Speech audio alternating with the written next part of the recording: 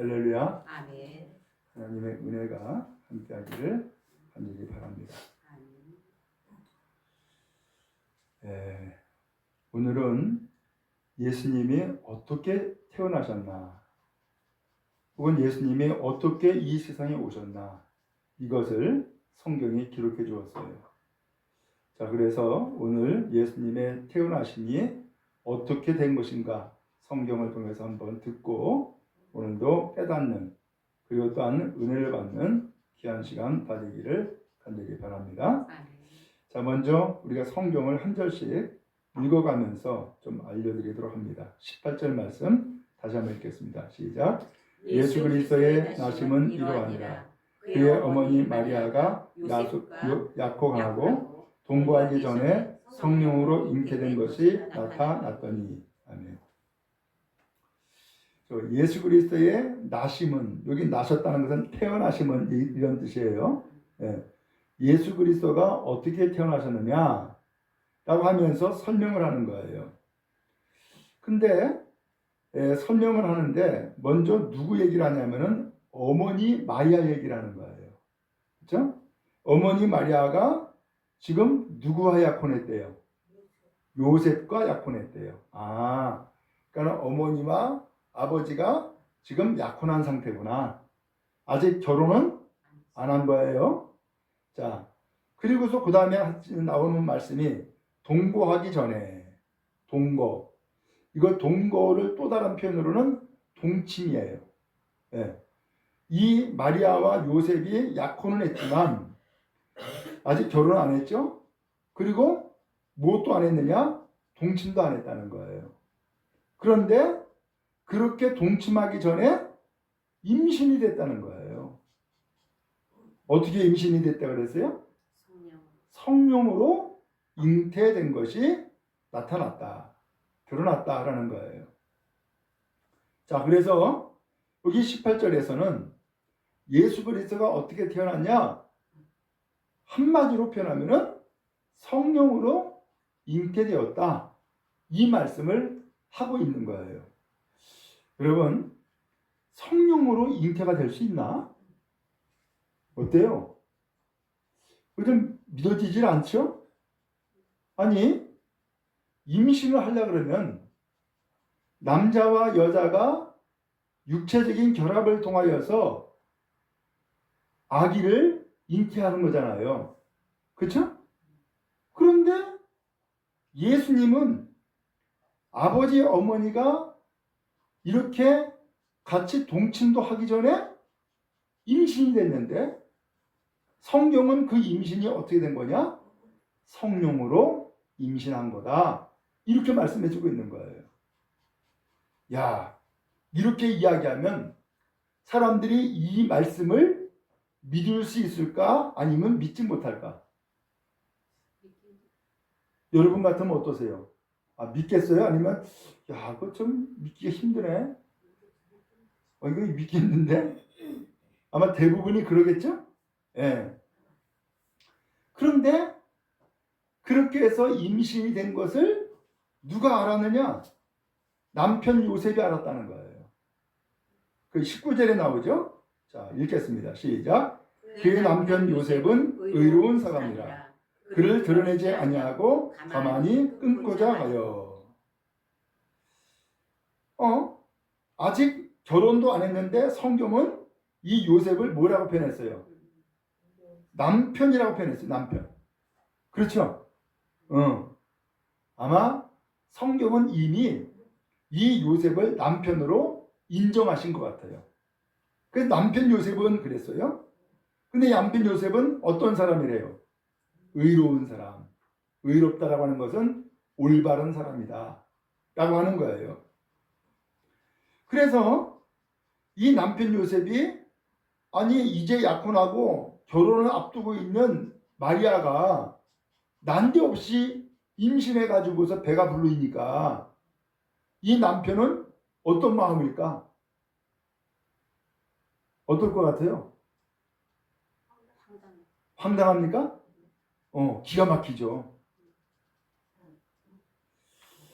그래서 이 남편 요셉이 이러한 상황을 놓고서는 이제는 무엇인가 결정을 해야 되는 상황이 생긴 거예요.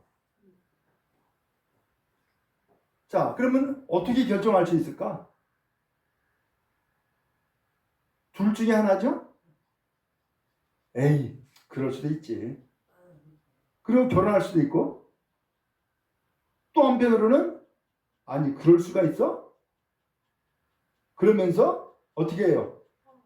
헤어지는 거죠. 둘 중에 하나죠? 예. 그러면 남편 요셉, 이 요셉이라는 사람은 그러면 어떻게 결정했을까? 예. 그 다음 말씀해 보니까 그를 드러내지 아니하고 그 마리아가 임신한 것을 까발리지 않았다고 얘기해요. 사람들한테 야, 이럴 수가 있어. 세상에 내가 그렇게 청순하다고 믿은 마리아가 세상에 어디서 굴러왔는지 임신했어.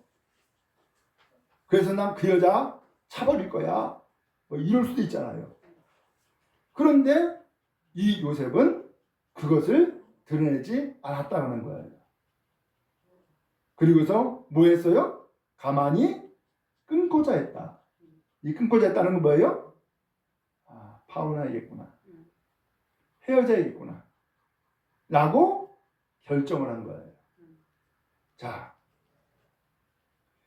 근데 이렇게 해서 결정을 하다 보니까 자, 상황은 어떤 상황이에요?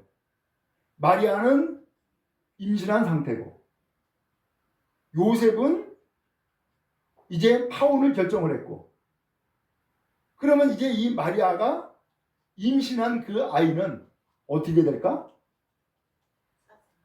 사생아가 됩니까? 예. 네. 그 마리아가 죽지 않고 살면은 사생아가 되는 거죠. 그죠?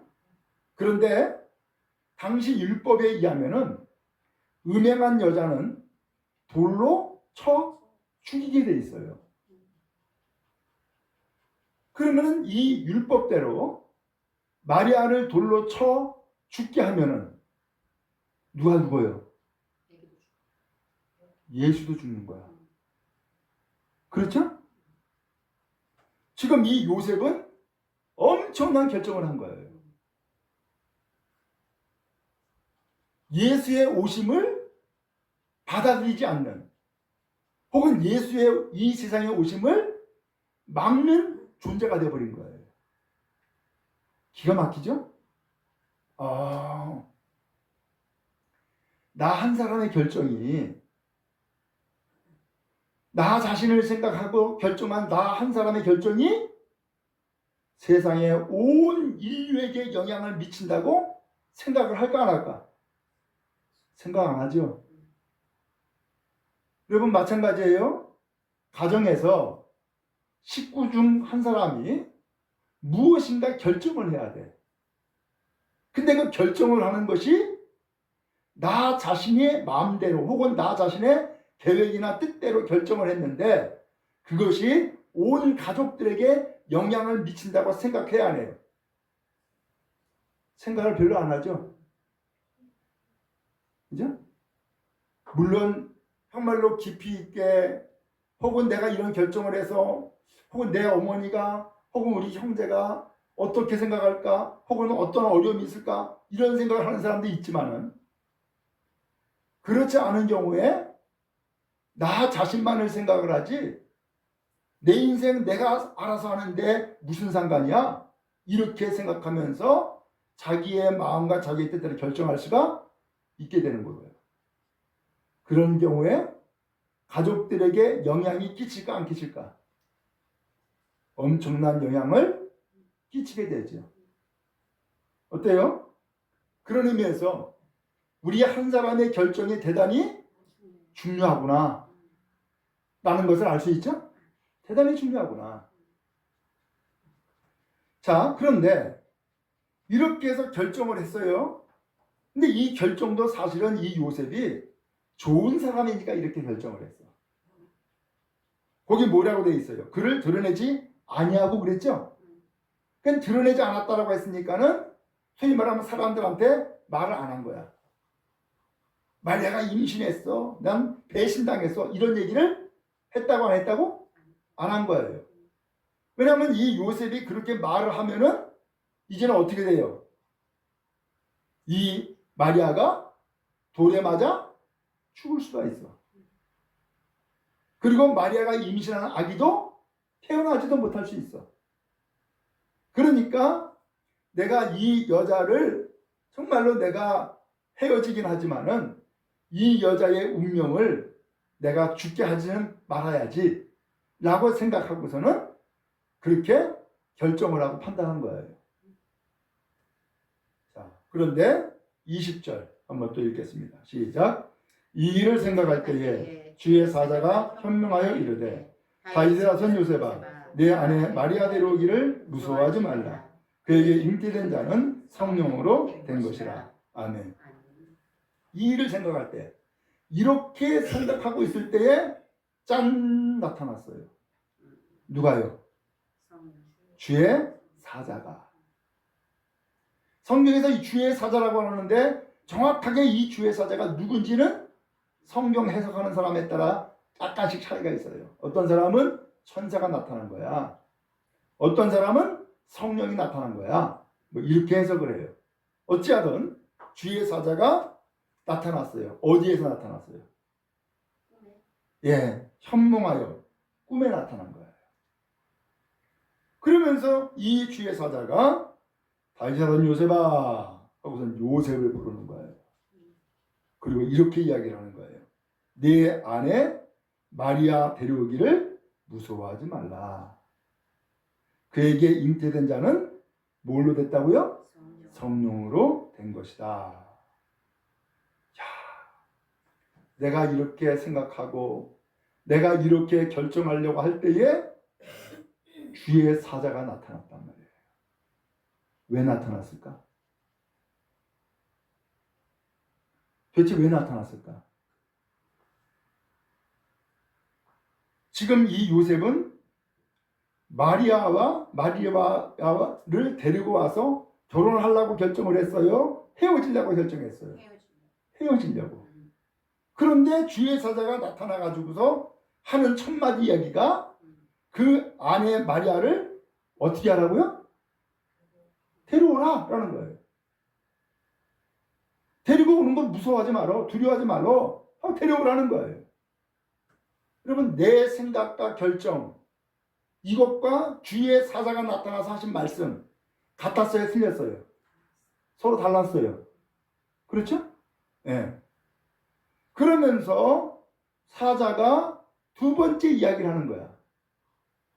지금 이 요셉이 마리아와 헤어지고자 했던 결정적인 이유가 있죠. 이유가 뭐예요?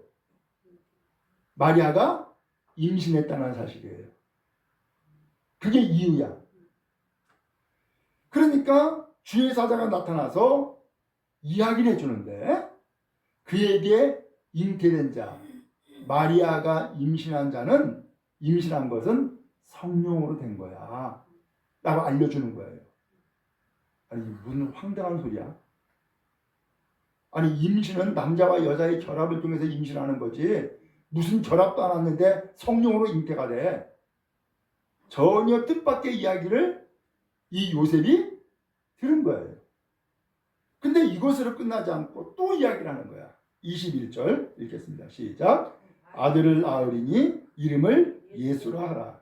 이는 그가 자기 백성을 그들의 죄에서 구원할 자이심이라 하니라. 아멘.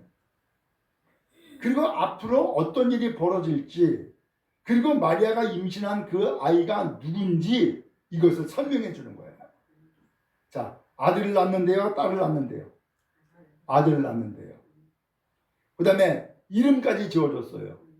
뭐라고요? 예수라고 이름을 지으라는 거예요. 예수라고. 그러면서 그 예수가 누군가라는 것을 이제 설명을 하는 거예요. 이는 그가, 곧 예수가 자기 백성을, 예수님의 성도들, 예수님의 백성을 그들의 어디에서? 죄에서 어떻게 하실 분이라고요? 구원하실 자이시다. 구원하실 분이다. 라고 이 천사가 요셉에게 이야기를 해주는 거예요. 자, 여기까지 보니까 지금 주의 사자가 나타나서 지금 이 주의 사자가 누구 얘기를 하고 있는 거예요? 예수 얘기를 해주는 거야. 지금 예수가 어디에 있대요? 마리아 뱃속에 있다는 거예요. 근데 그 마리아 뱃속에 예수가 있는데 어떻게 그러면 예수가 마리아 뱃속에 지금 잉태되어서 나타나느냐? 그게 하나님의 역사다. 그게 성령의 역사다. 이렇게 이야기해 주는 거예요. 그분은 아들로 태어나게 될 거고 그분은 무슨 일을 하는 사람이냐? 이 세상을 혹은 자기의 백성을 죄에서 구원할 구원자셔 라고 알려주는 거예요. 야, 오늘 주의 사자가 왜 요셉에게 나타난 거예요? 이유가 뭐죠? 오늘 마리아가 임신한 그 아이가 누군가를 지금 설명해 주는 거예요. 요셉은 지금까지 이 마리아와 헤어져야 되겠어. 이 마리아가 임신했다니 이럴 수가 있어? 난 배신당했어. 이 마리아와 헤어져야지 라고 생각을 하고 결정을 하고자 하는데 그때에 짠! 꿈속에서 주의 사자가 나타나서 요셉에게 하는 얘기가 요셉아 마리아는 네 아내야. 데리고 와. 주저하지 말고 데리고 와. 왜냐? 마리아가 임신한 아이는 성령으로 임신한 거야. 그 아이가 누군지 알아? 그 아이가 바로 이 세상을 구원할 구원자야. 아들로 태어나게 될 텐데 이름을 예수라고 지어. 라고까지 다 이야기해 주는 거야. 정말로 신기한 일이죠. 여러분, 내가 생각했던 마음의 다짐이 있어요. 그런데 그때에 짠! 주의 사자가 나타나서 내 생각과 내 결정과 정반대의 이야기를 전해주는 거야. 그것도 꿈속에서. 이거 어떻게 해야 될까요? 에이, 이건 꿈일 뿐이야. 내가 생각한 대로 할 거야. 이럴 수도 있겠죠? 또 한편으로는 야, 꿈속에서 주의 사자가 나타났네. 그리고 내가 잘못된 생각을 하고 있고 잘못된 결정을 하려고 하니까는 주의 사자가 나타나서 내 결정과 판단을 다 올바르게 알려주시네. 나를 깨우쳐 주시네. 라고 생각할 수 있겠죠. 자, 그러면 이 일과 더불어서 주의 사자가 또 이야기를 하는 거예요. 22절이에요. 시작. 이 모든 일이 된 것은 주께서 선지자로 하신 말씀을 이루려 하심이니 이르시되 아멘. 이 모든 일은 주께서 곧 하나님이 선지자로 하신 말씀을 이루려 하십니다. 선지자로 하신 말씀이 뭐냐면은 구약의 예언이에요. 구약 성경에 예언된 그 말씀을 이루시려고 하나님이 지금 역사하고 계시는 거야. 이 말씀이에요. 그러면 선지자가 하신 말씀이 도대체 무슨 말씀을 했을까? 그 다음에 23절에 나오죠? 23절 또 읽겠습니다. 시작. 보라, 처녀가 잉태하여 아들을 낳을 것이요 그의 이름은 임마누엘이라 하리라 하셨으니 이를 번역한즉 하나님이 우리와 함께 계시다 하니라. 아멘. 구약 성경에 보라, 처녀가 잉태해서 아들을 낳을 거다. 그 이름을 임마누엘이라고 져라. 이 임마누엘의 뜻은 뭐냐? 하나님이 우리와 함께 계신다라는 뜻이야. 라고 하는 말씀이 성경에 이미 있다는 거예요. 그러면 이 성경이 도대체 어디에 있을까? 여러분 성경 한번 찾아보는 게 좋겠죠? 그래야지 확실하게 진짜 그렇구나 하는 거 알 수 있겠죠. 이사야서 구약 성경이에요.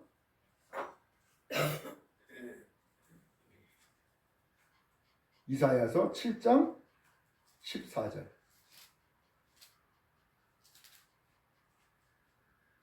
구약 성경 975쪽이네요. 975쪽.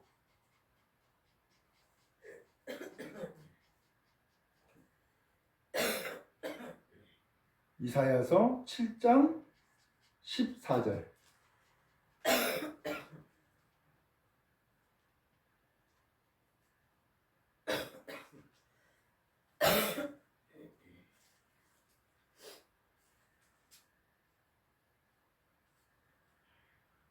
찾으셨나요?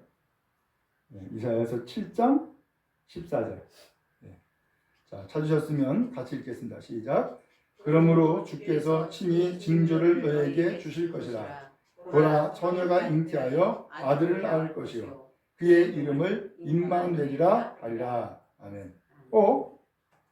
진짜 이 주의 사자가 일러준 그 말씀이 구약 성경에 있어요, 없어요? 진짜 있네. 그러니까 이것은 구약 성경에 하나님이 선지자에게 계시한 말씀을 진짜 이루고자 하신 사건이 나와 약혼한 마리아의 임신 사건이구나 라는 것이랑 맞아떨어져요? 아니면 맞아떨어지지 않아요? 맞아떨어지네. 이게 증거가 됐네. 증명이 되어버렸네. 그렇죠? 자, 그리고 24절로 넘어갑시다. 다시금 마태복음 1장이에요. 마태복음 1장 시작. 요셉이 잠에서 깨어 일어나 주의 사자의 분부대로 행하여 그의 아내를 데려왔으나. 요셉이 잠에서 깼어요. 잠에서 깨어가지고서 요셉이 한 일이 있어. 뭐 했어요? 그의 아내를 데려왔다는 거예요. 지금 누구 말을 따른 거예요? 주의 사자의 말씀을 따른 거야. 내 생각대로 했어요, 안 했어요? 내 생각대로 안 했어. 주의 사자가 꿈속에서 나타나서 이야기한 대로 따른 거예요. 이걸 뭐라 그래요? 순종이라 그래요. 이걸 순종이라 그래요. 내 생각도 있고 내 판단도 있고 내 결정도 있지만 내 생각과 내 판단과 내 결정 이전에 하나님의 뜻이 나와 다른 데 있다 그러면은 누구의 뜻을 따르는 거예요? 하나님의 뜻을 따르는 것. 이게 순종인 거예요. 여러분, 믿음은 여기에 있는 거예요. 믿음은 어디서 나타나느냐? 순종으로 나타나는 거예요. 그러므로 믿음이 있노라라고 하면서 순종하지 않는 것은 믿음 없는 거예요. 근데 믿음이 뭔지는 모르는데 하나님의 말씀이라고 하니까 그 말씀을 순종을 했어. 그 사람은 반대로 믿음이 있는 사람이에요? 없는 사람이에요? 믿음이 있는 사람인 거예요. 자, 그러면 다시 한번 24절을 한번 보면은 요셉이 잠에서 깨어 일어나 주의 사자의 분부대로 행했다. 주의 사자가 일러준 말씀대로 실천했다는 거죠. 그러면 주의 사자의 분부대로 행해서 마리아를 데려오기까지, 순종하기까지 주의 사자가 나타나서 하신 말씀을 마음 가운데 믿은 거예요, 안 믿은 거예요? 믿은 거지. 받아들인 거지. 그러니까 순종한 거지. 만약에 주의 사자의 말씀을 믿지 않았으면 마리아를 데려왔을까? 안 데려왔을까? 안 데려왔죠. 그러니까 믿음과 순종은 같은 거예요, 틀린 거예요? 같은 거예요. 마치 자전거가 앞바퀴, 뒷바퀴 두 개가 있잖아요. 근데 이 앞바퀴, 뒷바퀴가 같이 굴러가요, 따로 굴러가요? 같이 굴러가잖아요. 그래야지만이 똑바로 서고 그래야지만이 목적지에 갈 수 있잖아요. 그런 것처럼 믿음과 순종은 같은 거예요. 믿음과 순종. 자, 그러면 이제 결론이에요. 25절 또 한번 읽겠습니다. 시작. 아들을 낳기까지 동침하지 아니하더니 낳음의 이름을 예수라 하니라. 아멘.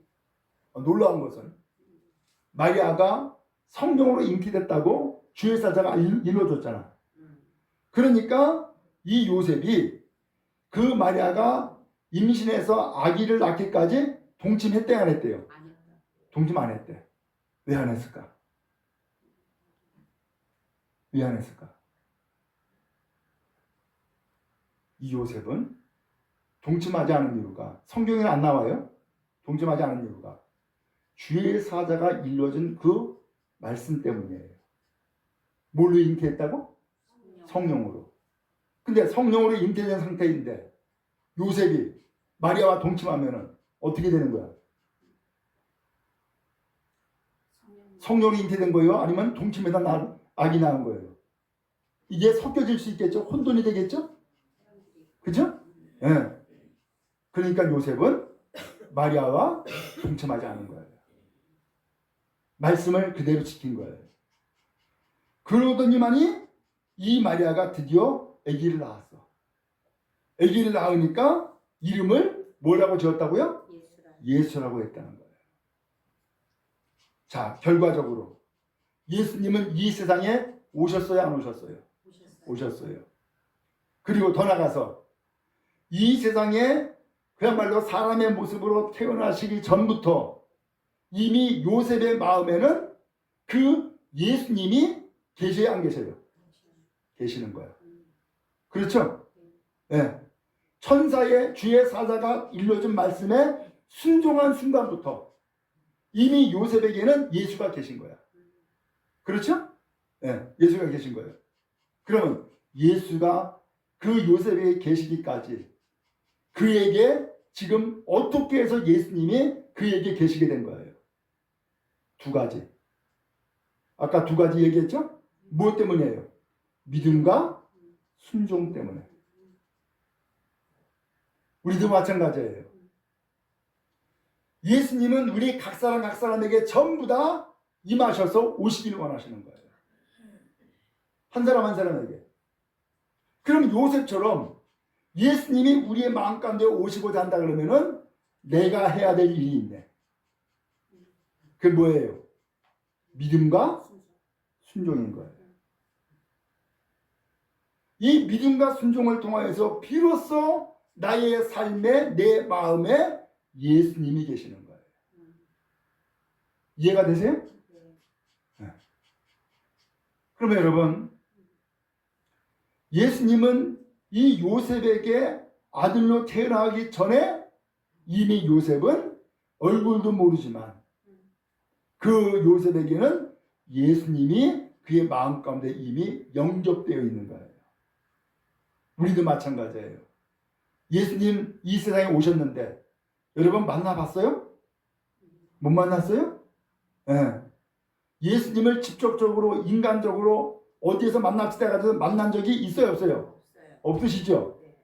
그런데 여러분들은 예수님을 나의 구세주로 모시고 계세요? 안 모시고 계세요? 모시고 있어요. 어떻게 된 거예요? 여러분에게 뭐가 있기 때문이죠? 믿음과 순종이 있기 때문에. 믿음과 순종이 있기 때문에. 그럼 여러분, 오늘 믿음과 순종으로 예수님을 모시는 거예요. 근데 이 믿음이 사라지고 순종하지 않으면은 예수님이 내 마음 가운데 계실까 안 계실까? 나는 잊어버려요. 예수님이 안 계신다고 생각을 해요. 다시 옛날로 돌아가서 내 마음대로 살겠다는 거예요. 그러면 돼야 안 돼요? 안 되죠. 그럼 여러분 끝까지 오늘 우리는 두 가지 뭐 하자고요? 믿음과 순종으로 예수님 모시고 복되게 사시기를 간절히 바랍니다. 아멘. 그 예수님은 목적한 대로 우리를 죄에서 무엇하러 오셨다고요? 구원하러 오신 거예요. 구원하러. 그래서 오늘 우리에게 새로운 삶을 주시고 영생을 얻게 하시는 것이 주님의 오신 목적인 거예요. 우리 모두가 새로운 삶을 날마다 꿈꾸고 또 영원한 생명을 향하여서 나가는 우리 모두가 다 되어지기를 주님의 이름으로 축복합니다. 아멘.